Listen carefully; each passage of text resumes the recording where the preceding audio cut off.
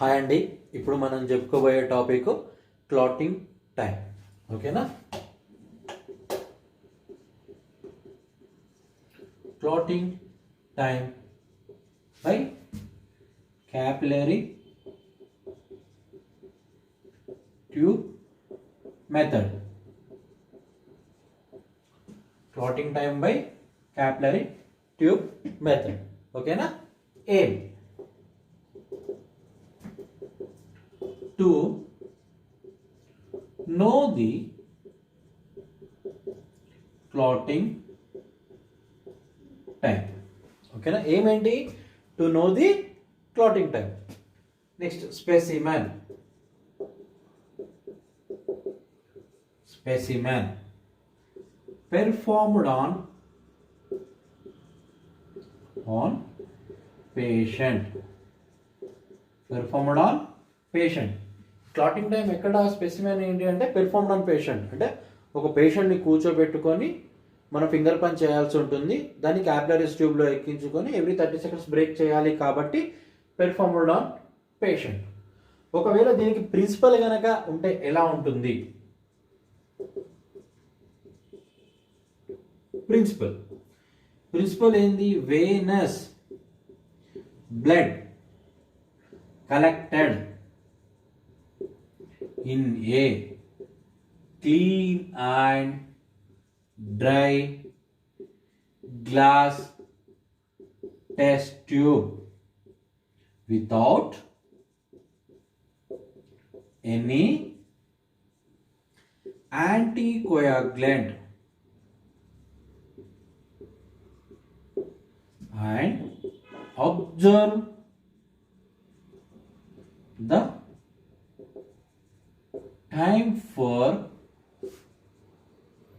blood clot. ఓకేనా? Principal ఏంటంటే మనం వెయినస్ బ్లడ్ ఎక్కడైతే మనం వెయిన్ నుంచి బ్లడ్ కలెక్ట్ చేస్తామో అది ఒక clean and dry glass test ట్యూబ్లో తీసుకొని దాంట్లో ఏంటి ఎలాంటి యాంటీకోగులెంట్స్ వేయకూడదు. యాంటీకోగులెంట్స్ వేసి ఏమవుతుందంటే బ్లడ్ క్లాట్ అవ్వదు. అందుకోసమని వితౌట్ ఎనీ యాంటీకోయాగ్లెంట్. ఓకేనా? దాని తర్వాత ఆ ట్యూబ్లో ఉన్న బ్లడ్ మనం పక్కన పెట్టేసిన తర్వాత దాన్ని అబ్జర్వ్ చేయాలి. టైమర్ ఆన్ చేసుకొని ఎన్ని మినిట్స్లో అది క్లాట్ అయింది. ఓకేనా? ఇది దీని యొక్క ప్రిన్సిపల్. ఓకే, నెక్స్ట్ మనకి ఏముంటుంది? Requirements or apparatus.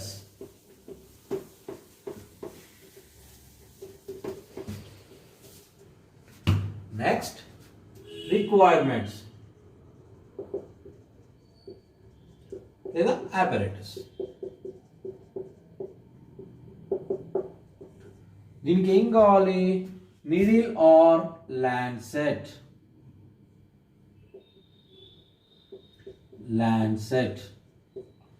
ఓకేనా? Next spirit cotton. ఇది స్పిరిట్ కాటన్. తర్వాత stopwatch.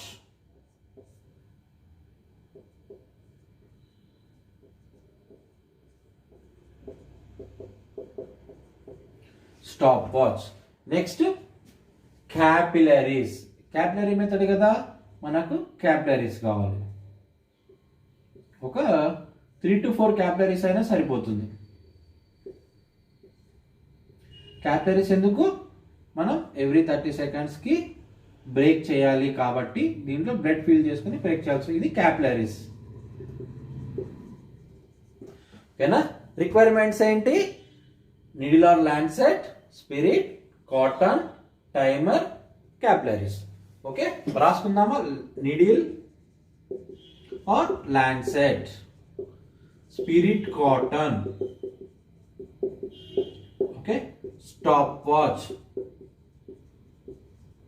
And capillary tubes. ఓకేనా? ఇది requirements, apparatus.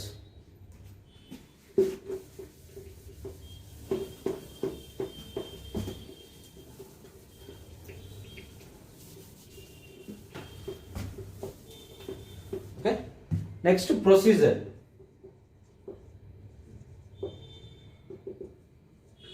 Okay, make a finger puncture with aseptic precaution. Make a finger puncture with aseptic precaution and avoid the first drop of blood due to it contains tissue fluid. Okay na? Make a finger puncture with aseptic precaution. Aseptic precautions అంటే ఒక finger తీసుకొని spirit cotton తోటి neat గా clean చేసుకోవడం, దీన్ని aseptic precautions అని అంటారు. ఓకేనా? And avoid first drop of blood. ఎందుకు అవాయిడ్ చేయాలి? మనం ప్రిక్ చేసిన తర్వాత ఏమైపోతుందంటే ఈ యొక్క టిష్యూ ఫ్లూయిడ్ ఉంటుంది, ఈ టిష్యూ ఇంజురీ అవుతుంది కదా, ఆ టిష్యూని మనం ప్రిక్ చేస్తున్నాం కదా, ఆ టిష్యూ ఫ్లూయిడ్ ఉంటుంది. ఆ టిష్యూ ఫ్లూయిడ్ ఉంటే ఏమవుతుందంటే క్యాపిలరీస్ ట్యూబ్లోకి పోయిన తర్వాత అది బ్రేక్ చేసిన తర్వాత ఫైబ్రిన్ థ్రెడ్ ఫామ్ అవ్వదు. అందుకోసమని ఈ ఫస్ట్ డ్రాప్ ఆఫ్ బ్లడ్ ని మనం అవాయిడ్ చేయాలి. ఎందుకు? It contains tissue fluid. And immediately start the stopwatch and fill the blood in a capillary tubes, 2 to 3 or 3 to 4 capillary tubes. Okay, ఇక్కడ next ఏం చేసాము? Immediately start the stop watch and fill the capillary tubes. Okay, ఎన్ని 2 తీసుకోవచ్చు, 3 తీసుకోవచ్చు, లేదా 3 to 4 capillary tubes తీసుకోవచ్చు.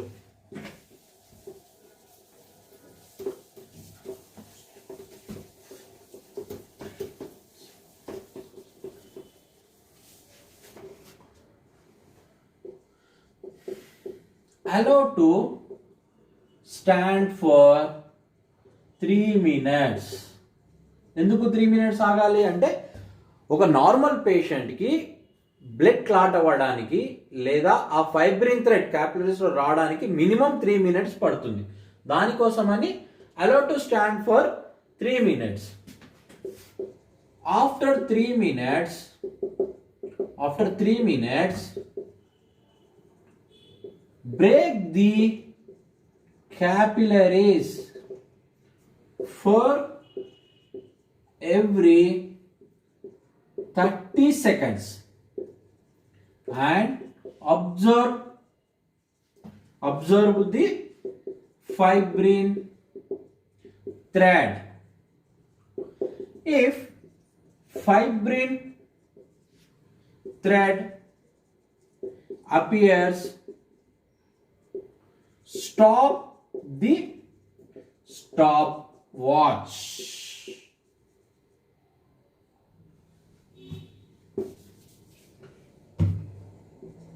Stop the stopwatch and take the reading.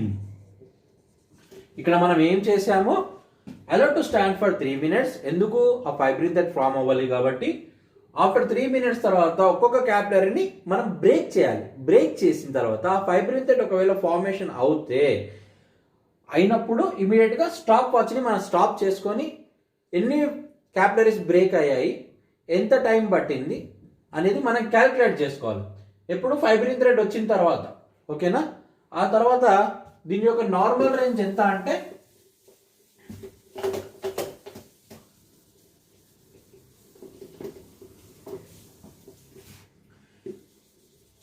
ఇది చాలా బిట్స్ లో కూడా వచ్చింది. క్లాటింగ్ టైం నార్మల్ రేంజ్ ఎంత అనేది మనల్ని బాగా కన్ఫ్యూజ్ చేస్తారు. NR normal range 3 to 7 minutes దీని యొక్క నార్మల్ రేంజ్. ఓకేనా? ఫస్ట్ మనం ఏం చేసాము? Finger puncture with septic precautions and first drop of blood wipe చేసాము. ఎందుకు? టిష్యూ ఫ్లూయిడ్ ఉంటుంది కాబట్టి. ఆ తర్వాత ఇమీడియట్గా స్టాప్ వాచ్ ఆన్ చేసుకున్నాము.